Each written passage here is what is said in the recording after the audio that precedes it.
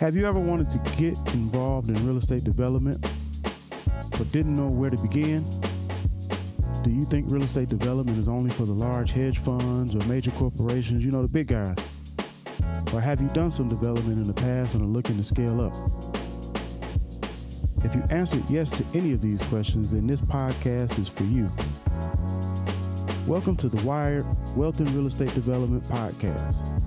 I am your host, Nick Smith. Get ready to have your mind blown and rewired as we discuss all aspects of creating wealth and real estate development.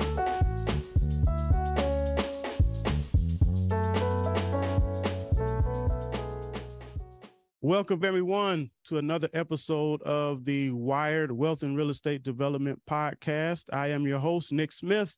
This is episode 8. Definitely want to encourage everyone, if you have not, please like, subscribe, follow us on YouTube. You can search W.I.R.E.D either with Nick Smith or W.I.R.E.D Real Estate, and on all platforms for podcasting.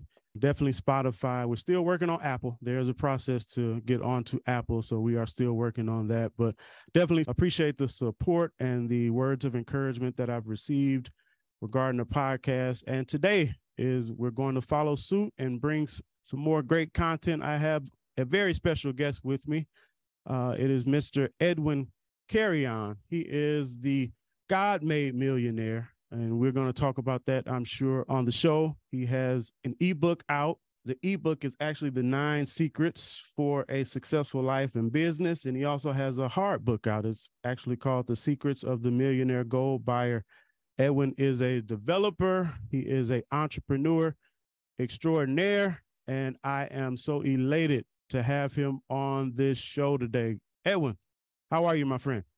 I'm doing amazing, Nicholas. Thank you for having me here. And to everybody listening, thank you for joining the show today. Good morning, good afternoon, good evening, whatever part of the world you're listening to. Nick is going to bring a fire show today. So make sure you stay tuned, you listen up. And like he said, share, subscribe, and like. I definitely appreciate that. I've definitely looked into, your background. I know that you were originally born in Ecuador and came to the United States in Miami, one of my favorite cities in the United States, probably my favorite city to visit, for sure. As we kind of talked offline, I did an internship in Miami back in 2007, so intimately familiar, love the city. But I'm just curious because, when you left Ecuador, you were 12 years old, so you weren't like an infant, so to speak. You weren't 1 or 2.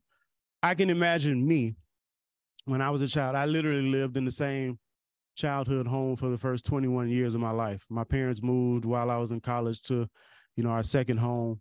And, I stayed in the same property all of my childhood. When the time came for you to kind of embark on that journey to come to the United States, I'm just curious because I'm sure you have to remember kind of what was going on in your head during that time. What was going through your mind? How did you process that move at that age? Great question. I've been to a lot of podcasts, and this is the first time I get something like that. So that's an amazing question that makes me think back a little bit, right? And at that time, I could tell you that it was excitement that was going through my mind at that moment, because my mother left for like around 2.5 years. She left us in Ecuador, and I was raised without a father. So we only had my mom, but I stayed with my aunts in Ecuador for a couple of years until my mom was able to come to the U.S. and build a future for us and get some stability to bring us to the U.S. So it got extremely excited the moment that she was able to come back to Ecuador to bring us to bring us to the U.S. for the first time. So, we were happy. And especially as an immigrant, I think a lot of immigrants, their dream is like, okay, let me go to the U.S. Let me go to the land of the free, the land of the brave, the land of opportunities. And so I could tell you as far as like having resentment of leaving people behind. No, I think I wanted to be with my mom when I was a young kid. And I think as a kid, as a young boy, that's what you want. You want to be with your parents. Sometimes you want friends, but then you kind of tend to forget your friends in the back. But throughout our time in Ecuador, I remember right now that I'm thinking about that, we moved a couple of times. So we live in maybe 2 to 3 homes. So it wasn't maybe that real attachment into just living into the one house, because I did move around a couple of times. it was an easy transition to come to the US. And going further into that, now that you made me think about that, I started thinking, it's like nowadays with my wife, we call ourselves sometimes that we're gypsies, right? Because we move a lot, we tend to move a lot. And maybe that's one of the reasons why, because I was young and I didn't, wasn't really attached to one thing, that it was easy for us to move. So when I moved to the US, I remember the first place that we lived was in a small apartment. And then from there, we moved to a bigger apartment. And then from there, we moved to a house. And then from there, we moved to a bigger house. And when I went to the military, I lived in different countries. So I was all over the place. So I was never stuck into one thing. And then when I came out of the military, I lived in one house, and then I went to another one, and then to another one. When I got married, through my marriage, which I've been married for 12 years now, we have lived maybe like 5 different places already and in different states, like in New Jersey, in Miami. Now we're living in South America, in Colombia. So yeah, we became gypsies, so we're not attached to one single place. And I think making that move, it just changes the dynamic. It changes life so much, because now you see life from a different perspective, that you're not attached to the material things, and that you're not attached to just the one place. Wow. No, that is a very interesting perspective for sure. And me, like I said, I grew up kind of on the opposite end of the spectrum. We stayed in the same house literally all of my childhood.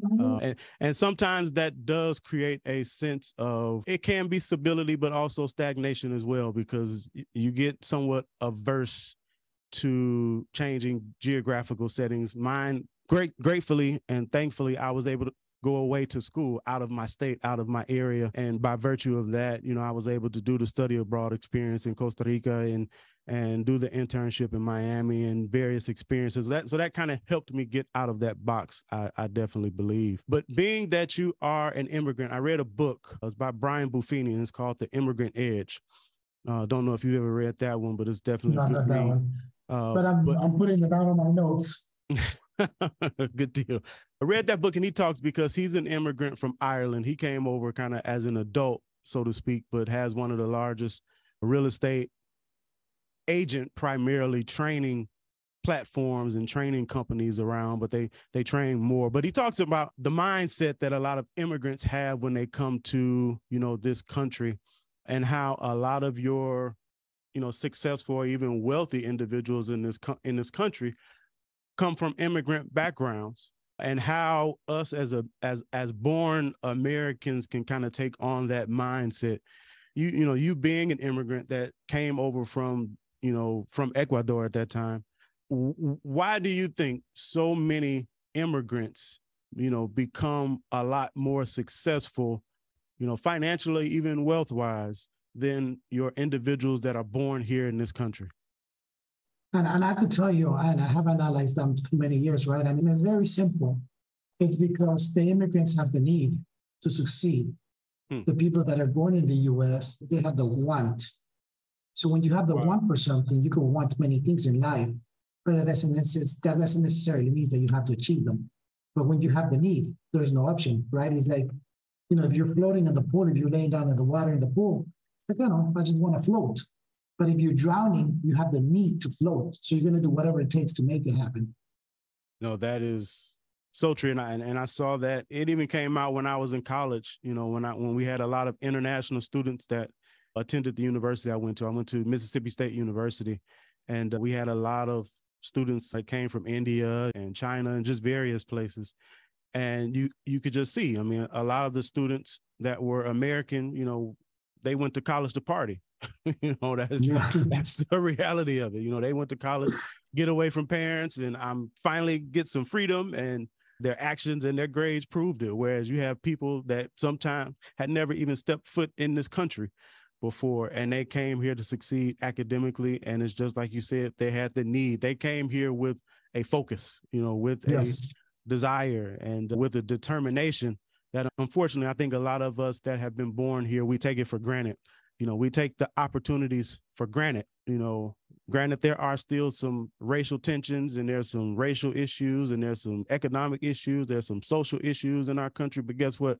I wouldn't trade it for the world. I wouldn't trade the opportunities, for the world. But it's a mindset shift. It's a mindset shift that has to take place for sure.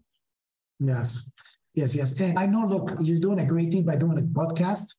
And eventually this podcast is going to become worldwide because nowadays we're so interconnected anywhere in the world that the one thing that I can say is that at the end of the day, there are opportunities anywhere in the world.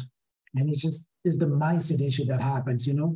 When we live in a third world country, the mindset is so far out there of negativity. And in Colombia, there's so many opportunities that are starting to pop up. There's so many opportunities that come my way that I'm looking at that I'm like, wow, you know, it's like, it's all about the mindset. And it goes back into what you're saying is not people have that negative belief, that limiting belief that they cannot achieve anything, but they can achieve something because where they are, their situation. And it goes back into, if you look at the people that have accumulated the greatest wealth and a lot of people that have become very successful, you know, all odds were always against them. Right, right. So we fast forward a little bit. You eventually get into real estate development.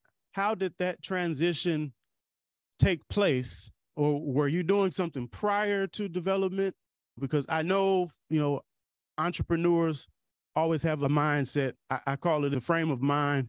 And sometimes you have to avoid what I call entrepreneurial schizophrenia, where you're always thinking about doing the next thing. But how did what was your professional transition? Did you start somewhere before development, or was development kind of where you started? Well, development is where I started my entrepreneurship. No, well, not saying my entrepreneurship journey. Development is what's really made me, right? But let's go back a little bit to that. So I was 22 years old, about to leave the Marine Corps because I knew the military wasn't going to be a career for me, and I needed something to do. And at that time, I had to figure out, to me, because I was doing regarding the American embassies, I wanted to go into the federal government side, becoming FBI, CIA agent, or something like that. But I knew I needed to leave the Marine Corps and finish college in order for me to be able to do that, because you need a college degree to work for the federal department. Mm-hmm. And so I was thinking, what are going to be my options? And at 22 years old, as a man, and the reason I say as a man, as a male, actually, let me rephrase that, as a male, because we tend to be less mature and then we tend not to know what we want in our future and our lives, right? That's why we mature a little bit later. I was talking to my mother. I'm like, Mom, I really don't know what to do. This is what I'm thinking of what I want to do. And then all of a sudden she's like, yeah, just become a developer. And I didn't even know what developer meant at that time. I had no idea. What is a developer? What is that? So she explained to me, you know, you buy land, you build houses, and you sell them. So he put the process of development very simple for me to understand that it was a very simple business. Buy land, build a house, sell the house, make money, right? And then you repeat the process again. I'm like, wow, this is good. I like the idea. I'm like, sure. So then I started doing Yahoo, because back in the day we didn't have Google. So I was Yahooing, trying to figure out, you know, how to build a house, what steps does it take to build a house? And sure enough, I leave the Marine Corps in 2002. And I become a real estate developer without knowing anything, without having any knowledge, without having any mentors, without having anything. I just became a real estate developer. And funny to say that while I was doing my research and I thought I knew how to build a house, is I didn't know that in Miami, you build very differently than you build in Chicago or Indiana, which is you do frame construction, right? Like you have it in the background. In Miami, we do everything CBS, concrete, blocks, cement, because of the hurricane. So I had to like really learn again, learn what I learned and learn the right way how we do things in Miami. And that's how I started. That's how I really got into the real estate development. Wow. No, that is a interesting journey. And I think a lot of people would be scared, just frankly, to make that jump. And I think that's why a lot of people don't go after that. I just had a conversation with one of my coaches, and I was talking about how, you know, it's amazing that people can do, you know, 50 to 100 flips, but if you throw new construction at them, they shy away from it. They're kind of scared of that because you kind of get boxed into one thing, doing one thing, and you're kind of scared to branch out. They're scared of the unknowns and some of the risks that come along with new construction. But I always tell people new construction can be less risky than a flip. You know, with the flip, when you start tearing by all means. When you start tearing open walls in the flip, you don't know what you're going to find. You don't know what's back there. Yeah, flips, there's so many unknowns in flips. And the margins are so small. And that's one of the things that I love about real estate development, right? I always say, if you're a real estate developer, think of you as the manufacturer. You're building from scratch, means that you're building at wholesale cost. So you have bigger margins, like maybe 30 to 40% margins, versus somebody that is flipping. Their margins are so small that any unknowns, any small mistake that you make, you lose that. So as a developer, you're able to have bigger margins. So you sell retail and you make a lot of money. If you need the money right away, all you got to do is sell wholesale to a wholesaler, to a flipper that is going to be able to flip the property, and you still win. And as a developer, you don't have to do 30 flips that you mentioned in a year to make 100K. As a developer, you do one project and you make 100K. Right. No, that is true. Do you? I'm sure you do, but I'm gonna ask you anyway. Do you remember your first new build and what was that process like? And if you can't give us even some metrics, if you remember what you purchased the lot for, how much it cost to build, ballpark, and what you end up selling it for. Yes, of course. You're always going to remember your first. Right? Always. And that is true. You do remember your first. So my first build, let's go back a little bit. So I had my first flip, and that's when I really fell in love with the real estate side, right? Because just before me getting out of the Marine Corps, I was able to buy 2 pieces of land, and I bought those for like $12,000. Wow. In Miami? Okay, in Miami. This is like way back in the day, and I was building in the ghetto where not that many people wanted to go to. So I was able to buy 2 pieces of land for like $12,000. And I'm like, okay, I'm going to build one of them, but I'm going to sell the other one to get my money back. And I was able to sell the other one for $12,000. So I actually ended up getting a free lot. I'm like, oh man, this is cool. And in the area that I was building, there was so much land out there. And I'm talking about this 2002. There was so much land there that I was starting to capture a lot of the land. But the second thing that I did when I started my first build, I started building the house. I had to learn everything because I didn't have the mentor of really how to get the permits. I had to find the architect. I was too young. I was 22 years old, and a lot of people didn't want to take me seriously because they thought I was too young, and they didn't want to take me seriously. Some people were just like, don't listen to me, don't talk to me. But there was some of those that really believed in me, that those were the ones that made a really impact in my life. There was this lady, Carol Murphy. She was the loan officer for this bank in Florida called Coconut Grove Bank. And when I went to her for my construction loan, she gave me the opportunity. And it was very nice because my first construction loan was $100,000. And I continued working with her that every time I went there, it kept doubling. So I went from 100 to 200, 2 to 4, 40, 6, 6, until we got up to the $1 million loans, which is nice to see that transition, that because one person believes in you, your whole life changes, right? Your virtual trajectory changes. At the same time, because I didn't know construction, I met this one gentleman, and he gave me the steps. Like I asked him, how do you build a house? So he's like, okay, just here are the steps. He gave me like 10 steps. He broke it down to me very simple. And I make sure I follow those steps along the way. And it was easier for me to build a house because of those steps. But of course, you still make mistakes, not as big as you will make them on your own if you're trying to figure out on your own. But there were some mistakes that I made along the way, and some things that I made hard instead of trying to think smarter. I kind of started doing hard. And one of them I remember was that we had to dig a trench to do the electrical cables. And I'm there digging the trenches to put the underground electricity cables, and I hired somebody else to help me with the trench. And in Miami, especially in the area that I was building, there's lime rock. The machine, they have this machine, this big saw that just makes the trench as deep as you want it to with no effort, like using a lawnmower. So, those were the things that happened along the way, that you learn along the way. But yeah, that was my first house. I was building it. And while I was building it, I was able to sell it. The market was hot. I was able to sell it pre-construction. And unfortunately for me, I sold it to a gentleman from New York City that it was in the construction industry. So every time he will come to me, the first thing he will say is like, oh, you're doing this wrong. You're doing this wrong. I'm like, that's all he keeps saying every time. But he was very nice at the end of the day because he taught me a lot. And he brought me 2 clients from my other 2 builds that I was going at the same time. Wow. No, that is interesting. Sometimes I think we have to learn how to fail forward. Some people are so scared of failure that it literally paralyzes them.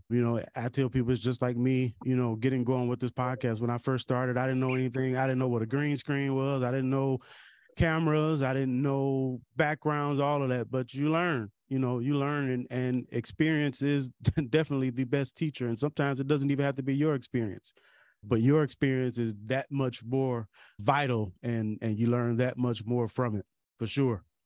Yes, yes. No, no. And look, one of the things I can tell you, if anybody here listening wants to go into real estate development, do it. You will love it. But besides the money factor, besides the wealth creation vehicle that real estate development is, the other thing that I love and I really learned to realize and understand is that when you get into real estate development, you're building somebody else's dream. And to me, I love that part that I'm able to build, to create the American dream for somebody, which is to own their own house, whether it's a multi-million-dollar house or whether it's a beginner house, right? A low-income house. It's somebody's dream to own their house. And as a developer, that's exactly what you're doing. But the second thing that you're doing is like, when you talk about the legacy, what legacy did I build? What things did I build that is going to be there long lasting? Because the way that we build in Miami, I could tell you that my first building was 21 years ago. That house is still standing there. And I drive by and with so much pride, I tell my kids, look, this is my first house that I built. And people that I know, this is the first house that I built. This is the second house. This is the 50th house that I built. And you could drive to the neighborhoods. I said, like, I built this, I built this, I built this, I built this. And I know for a fact that my grandkids and my grandkids' kids are going to be driving by saying, you know what, my great-great-great-granddad built that house right there. You get into stories like some of the builds that we have done. I have my kids, for example, in one of the mansions that were built. I could tell you that on the master bedroom on the corner floor, it has my signature on it. And if we go to the roof, and on the rooftop, on the flat roof, the solar panels, I have my kids' fingerprints in them, and that's going to be there forever.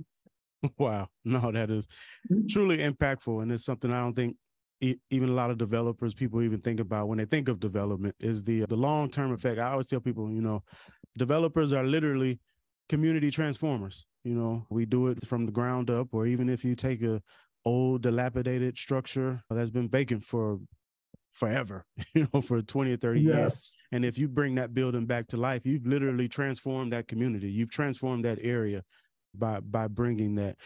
Question I have for you. There's always this debate on whether entrepreneurs are born or if they're developed. I think it's a combination of the both, me personally. But sometimes at a young age, you can kind of see the desire or that entrepreneur spirit, in a child. Did you see that in yourself now, kind of looking back, maybe that you didn't see back then, but did you see that entrepreneur spirit in you? Yes, I see that. And to go back into what you said, entrepreneurs are born and they're developed. I think we all are entrepreneurs in our own way as we're born. Because if you really think about it, and anybody listening here could think about, when you were a kid, did you ever negotiate with your parents? When your parents told you, go to bed now, and you tell them, no, give me 15 more minutes. That's negotiating. That's being an entrepreneur. That's finding a solution to a problem, right?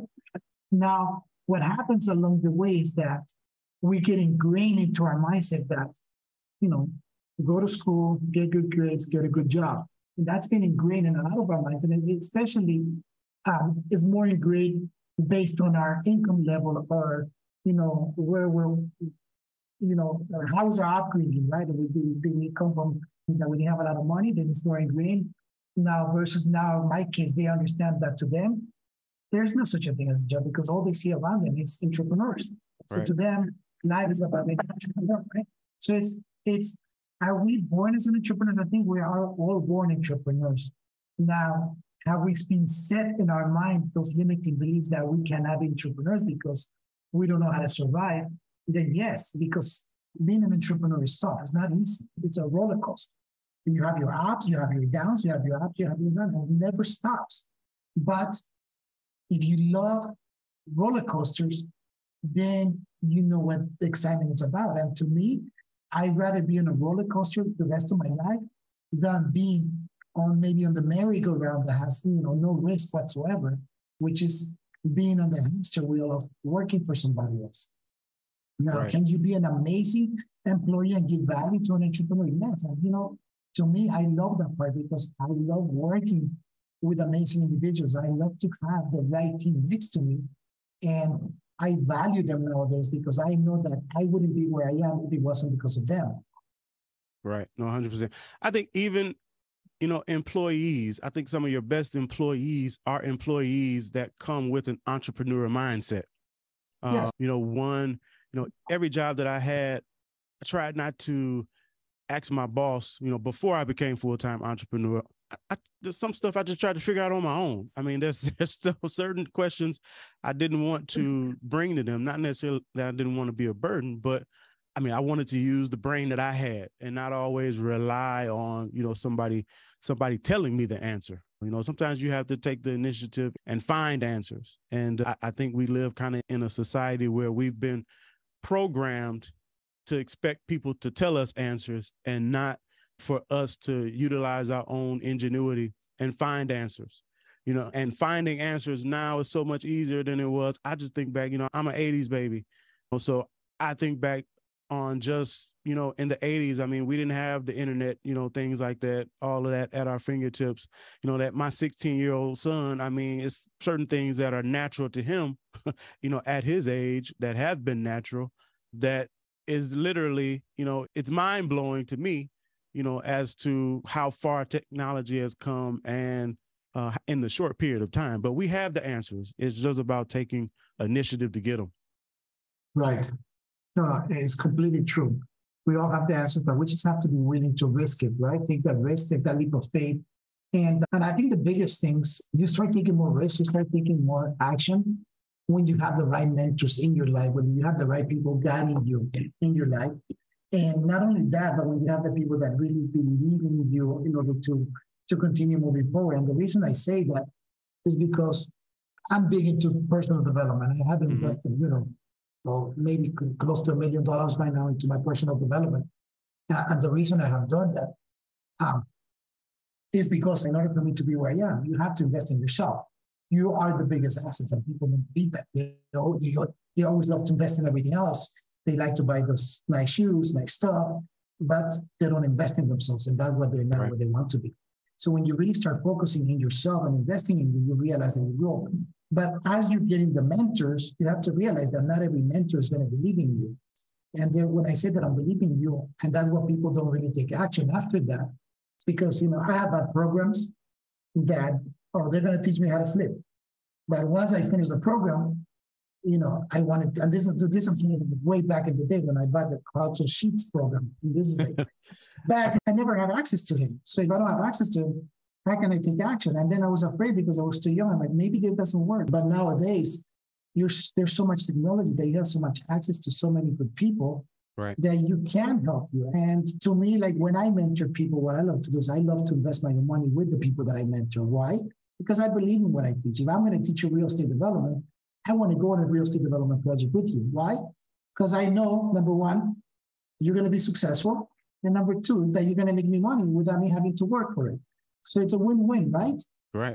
And I always go, how come a lot of people that teach people or that mentor other people how to flip, why don't they invest money with their students? And it's because a lot of them, they just give you the basics and they don't really believe into what they're teaching. Right. No, that's 100% true. And you touch on mentorship because mentor is actually one of your 9 principles in your ebook.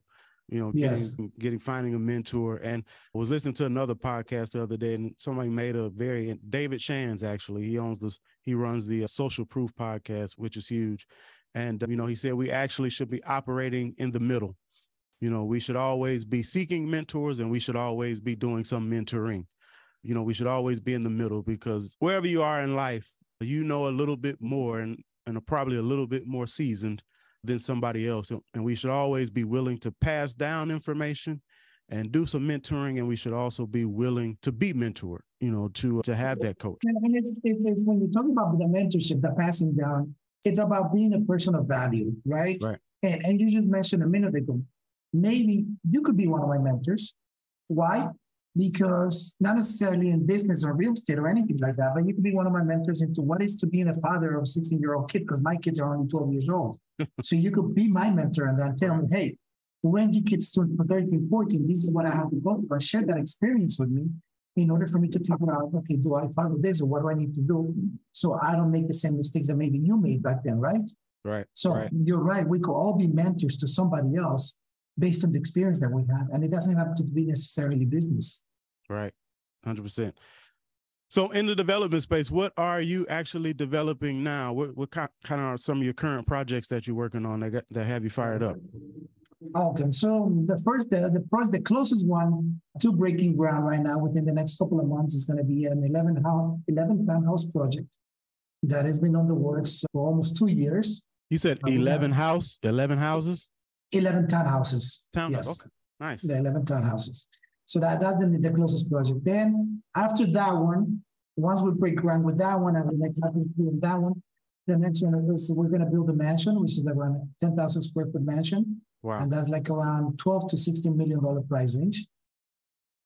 So that's the next project. And, we'll see what comes next. I don't like to work a lot. And people will always hear me saying that I don't like to work a lot, but I do like to make a lot of money. Mm-hmm. And instead of looking for the instant gratification, I'm more of a delayed gratification type of guy, right? That I know, for example, this one project is going to make me millions, whether it takes 2 to 3 years. And if I end up averaging like $1.5 million per year, I'm happy with that. And projects like this do that. And that's why I love development so much. Because in development, yes, there's not such an instant gratification as flipping or wholesaling, but the delayed gratification outpaces the risk and the reward of flipping and wholesaling all the time. Agreed. Now, how do you, because in my market, we don't have a lot of, if you go over to Illinois and to some of the suburbs of Chicago, you start getting into the multi-million-dollar, properties, things like that. But here in my local market, that's not a huge market just here in Northwest Indiana. Not yet. We are starting to get more of them, homes selling over $1 million. But developing a 10,000 square foot, multi-million-dollar mansion, how do you mitigate or even factor in the timing risk of that? Because we don't know what, when you finish that build, I don't know how long of a build time you're looking at, whether it's 1 year, 2 years. We don't know what the real estate market is going to look like, when we get done with that cycle. But how do you kind of factor that into your analogy and into your analysis and even mitigate some of the risks that could be involved with that? So when we talk about high-end luxury, right? Because that's what you're asking. Your question is based on high-end luxury. Right. So when we're talking about high-end luxury, I'm a little bit older than you. So if we go back into history, and let's go back 20, 30 years, right? Let's go back 20 years, which is not too long. Back to 2007 when we had the crash. One of the things that I learned is that whether it's a good economy, whether it's a bad economy, you have people that are becoming millionaires, mm-hmm. and you have people that are losing money. So the ones that are wealthy, that are losing money, that are losing a lot of money, they're downsizing from like their $20, $30 million house to their $10 million house, mm-hmm. and vice versa. You have people that are during the recession, during bad economy, are making millions during the pandemic, during anything. Now they're going up and they're scaling up to those multi-million-dollar homes. So there's always a market for that, right? And I think in real estate, there's always a market for that. Why? Because everyone needs a house to live. Right. And the other beautiful thing about that, and I spoke about this at the beginning, when you're a developer, you're building a wholesale. So when you're building as a wholesaler, as a manufacturer, a $12 million house, it's going to probably be $6 million built in total, all in. So if I'm at a $6 or $7 million price range, and the house I'm selling it for $12 million, if the economy drops, I have two options. Option number one is keep the house, rent it out, because somebody's going to rent it out. Number two is drop the price or wholesale it, so somebody else could get a good deal on it. So there's always a win-win for that. And it's just knowing how to mitigate it, it's understanding how to buy properly, how to build the right way. And development is always like a win-win. I could tell you that development has always been like a win-win. Wow. Now, are you buying land that's already fully entitled, or are you going through the entitlement process to, get it fully approved with the municipalities? Or are you doing both? I'm doing both. I'm doing both. I have done both. It depends the type of project that I'm like. The 11 Towers project, the reason we're 2 years in is because I have to go through the whole entitlement process, whole development process, separating the land, doing the platting, doing the underground utilities. on the multi-million dollar houses, a lot of times just buy an old house, tear it down, build one up. Wow. Okay. I know I And, touched and, on. and I'm sorry, let me just touch on the one little thing that you mentioned Go a ahead. minute ago. In Indiana, you said there's not a market, right? And one of the things that you do as a developer is like you create the market.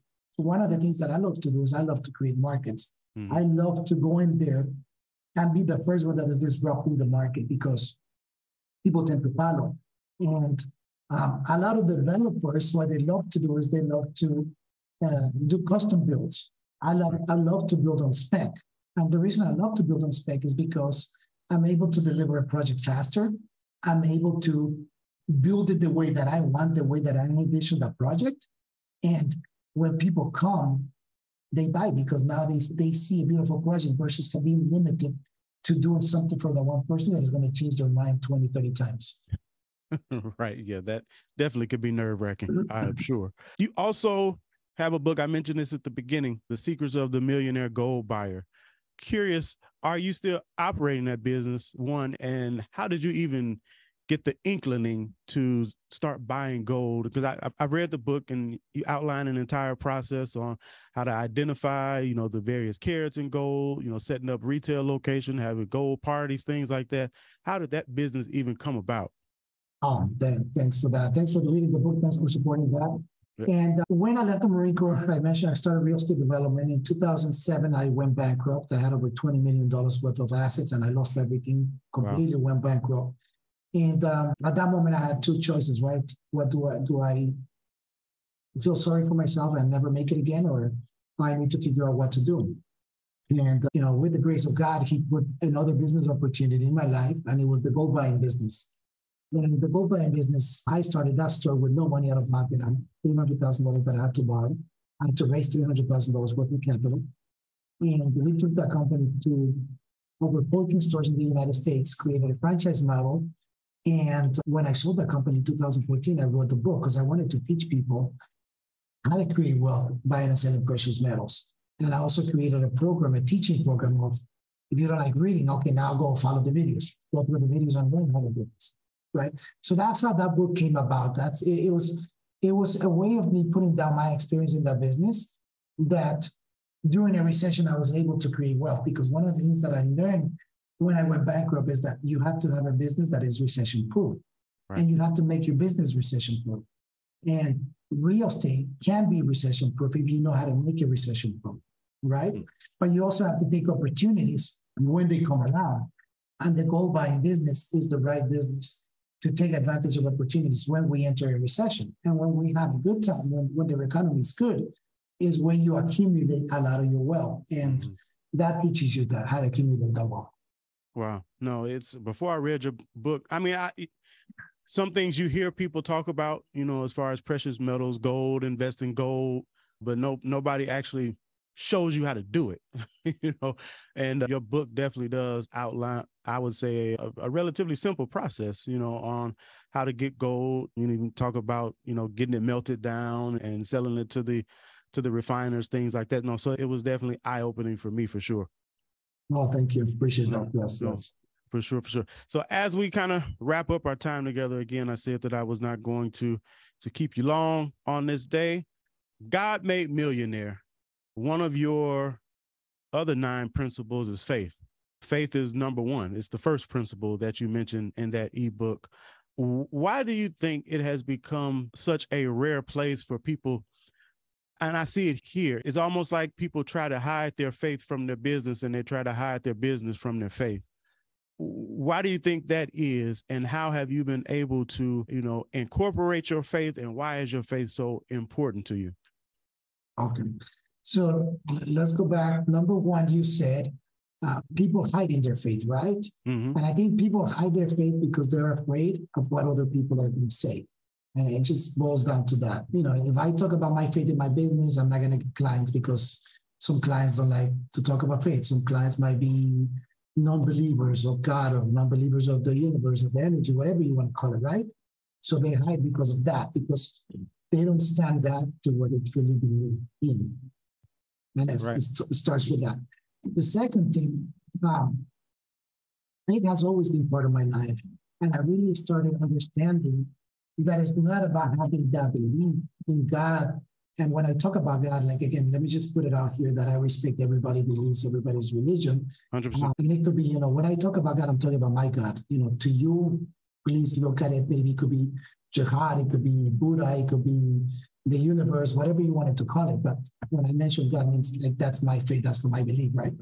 So when I started transitioning from believing God into having a relationship with God, things started to become more clear in my life. And really, one of the things that I do is I like to stand up where I truly believe in. Like, my values have to be aligned with my business. And a lot of business owners, a lot of entrepreneurs, they're like, oh, I believe in God, and this is one way I'm going to help when I'm not at work. But the values for my company are going to be this, this, and this. Right. And if those two are not aligned, how do you expect to become successful? Because if you believe you're one way here and you're a different way here, then you become a hypocrite because they don't align with each other. So I just realized that I needed to start standing up for what I truly believe in. And before I went bankrupt, I used to use the title of self-made millionaire. When I realized that I went bankrupt because of that, because I was calling myself self-made, I wasn't given the credit to God for giving me everything that I want in my life. I wasn't giving the credit to all the people that have put me get to the top. Like, I'm never going to use self-made. I'm going to use God-made. God-made means not necessarily that I'm just rich financially, but I'm also rich in all aspects of my life, spiritually, with my kids, with relationships, with everything. And when you start seeing life like that as a wheel, like the wheel of life, that it's whole, and yeah, you become a God-made because God is always going to give you all the desires of your heart. And not only materially, but in everything that you really wish. And to me, it has been a blessing. And I could tell you many, many examples of how God has played in my life and what my faith has done in me. No, I wanted to have kids. I wanted to be a father. And I wanted daughters. And God gave me two beautiful daughters, like no boys. Like, I just wanted daughters. He gave me the best, right? So it goes as far as that. But the other thing too is that if you're an entrepreneur, people are always going to tell you the one way to success is that you have to believe in yourself, right? Mm-hmm. But if you really read the definition of faith, and when you read the definition of faith, it's a strong belief into something or someone. So that to me, that something is God and that someone is myself. That I need to have that belief, strong belief into me. And because I have faith in God, God made us as the equal image of Him, meaning that if I believe in God, I have to believe in myself. And that's where success comes along. So faith is always a good point. And I always say, if you have faith, you have nothing. You have to believe in yourself. You have to believe in something. Entrepreneurship is tough. Entrepreneurship is lonely. And there's some times in our lives that we don't want to go to nobody. We don't want to talk to anybody about what's going on in our life. So if we have that belief into God, into that someone else, into that something, now we could talk to them without being judged, without being told what to do, and just with more clarity. Eventually, He's going to tell us, that He's going to be, that He's there for us. He's going to come for us. All I have is one word, and that's amen. Amen, amen, and amen, because you and I believe in the same God. So truly, truly thankful for that. But I remember I had a coach that was coaching me on social media, just how to utilize social media a little bit better to promote. This is when I was doing residential real estate. And one of her comments was, don't post a lot about your faith and things like that. You might alienate people. And that comment just never resonated well with me, because some people associate faith with a religion. And that is, I think, the misnomer or the mistake that we make. Faith is not a religion. It's, again, as you said, it's faith in something or someone. And like you, it is my Lord and Savior, Jesus Christ. So truly thank you for that. Thank you for sharing. My last question, because, man, I can talk to you for hours upon hours upon hours. But last question, and this is more of a kind of practical business question. I know you talked about one of the areas that you really messed up on in the prior recession in 2008 was that you were over leveraged. You had too much debt in some of the properties that you own. What do you think is a kind of healthy amount of leverage, or do you kind of subscribe to the, debt-free model? And that is something, of course, Dave Ramsey pushes that a lot. And, some of your other financial coaches, debt-free snowball and the debt-free Yale, things like that. So I'm just curious to get your take on your just mindset and frame of mind around the topic of debt. Right. So before I get into that, I just want to finalize the last topic that we have is when your coach told you that not to go so much about your faith, that you're going to scare people off. One of the things that I always tell everybody is like, God made this world with abundance. When you start looking around, money, cars, houses, trees, animals, people, there's millions and millions and millions, right? No so lack. God made a world of abundance. So if you talk about that, if you talk about your faith, you're gonna, yes, you might scare away the people that are non-believers, but the one thing that you're doing is you're opening yourself up and you're standing to what you believe in, and that's going to bring more people that really have your beliefs to work with you, and businesses are going to go better that way because now you have people that share your same beliefs and your same values. But number two, you're going to open up that window of opportunity for those non-believers to see that because you believe, you are doing great things and they want that as well. Now you're 100%. opening the door for them to giving them an opportunity to start having faith and believe into something. 100%. So I just wanted to finish with that. Now let's go back to your current question, right? 2007, I was extremely over leveraged and I lost everything. And I got really scared of debt. I got super scared of debt that I started living the debt-free lifestyle. Houses, cars, paid cash, everything 100%. And it got to the point that your cash only goes so far. Right. And you want to continue growing, right? And you have to figure out, okay, do I build more cash to continue growing or do I leverage in order to grow? So a friend of mine told me, it's like, Edwin, it's okay to have debt as long as you're not over leveraged. And he told me, it's like, try to keep it to less than 30% debt. So I think the good number is that, and I think the number, there's not a percentage that you could say. The one thing that you have to think about is like, okay, if I were to lose 50% of my revenue today, can I sustain my lifestyle? Can I sustain my business? Am I going to be okay? And you're okay with that. Then it's okay to have that leverage, whatever leverage you have at this moment. If it's not okay, then you have to figure out, okay, what do I need to do or what's going to happen? What I need to get rid of if 50% of my revenue goes down? How is my life going to be impacted by that? So you kind of have to think about that, right?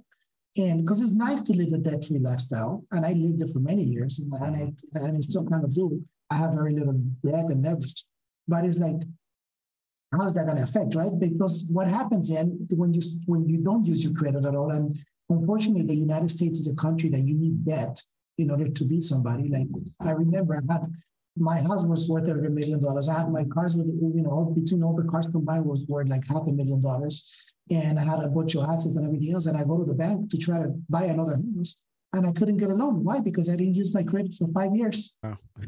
So I'm like, I have millions of dollars in assets and you're telling me that I can't borrow $500,000 to buy a house? Like it was crazy, right? So you have to start building on that again to be able to have that. So that's number one. So yes, be wary of how much leverage you have.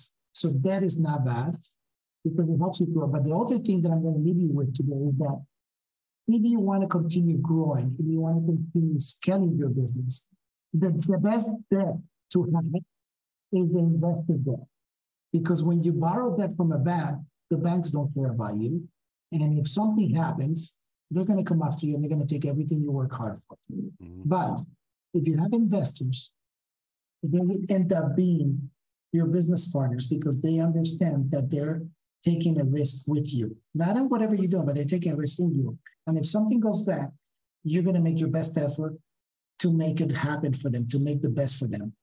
And to them, they're going to help you out. They're going to say, you know what? I'm going to stand by you. I'm going to wait until things turn around so you could do good on me. And you don't end up starting back at zero. Wow. Well, man, it has been amazing having you. I've got to have you again. We didn't even get a chance to talk about your logistics business. We didn't talk about the various buckets, how you separate your income. We didn't get a chance to talk about any of that, but that just means I got to have you back on here sometime in the future. So I do definitely want to thank you, Edwin. It has truly been a pleasure. And do you have any parting words that you want to leave, with the audience? Yes, I'll give you a couple of them. Number one, if you don't know where you're going, you will eventually get there. And number two, if you know where you want to go, make sure you reach out to me. I can definitely help you out. If you want to learn about real estate development, I'll teach you that. If you want to learn about business, how to start a business and take it to the millions, I'm here for you. You can find me at edwincarrion.com, or in that website, you can find my social media links. Thank you for listening. Thank you for bringing a great audience. And Nick, thank you for bringing an amazing host. I appreciate it. Thank you for having me. Man, it has truly been my pleasure. Thank you again. Again, this is Nick Smith. This is the W.I.R.E.D podcast, Wealth and Real Estate Development. I do hope and pray that you all have got a ton of information and some inspiration out of this podcast. Please like, share, subscribe. We're on YouTube. We're on Spotify. Working on getting on Apple soon. It has truly been a pleasure. Again, thanks for signing off. Go get wired up, people. Thank you so much for listening to today's episode. If you enjoyed it, please share this content with someone else who would benefit from it. I'm looking forward to having you with me on the next episode. Now go out and create some wealth and real estate development.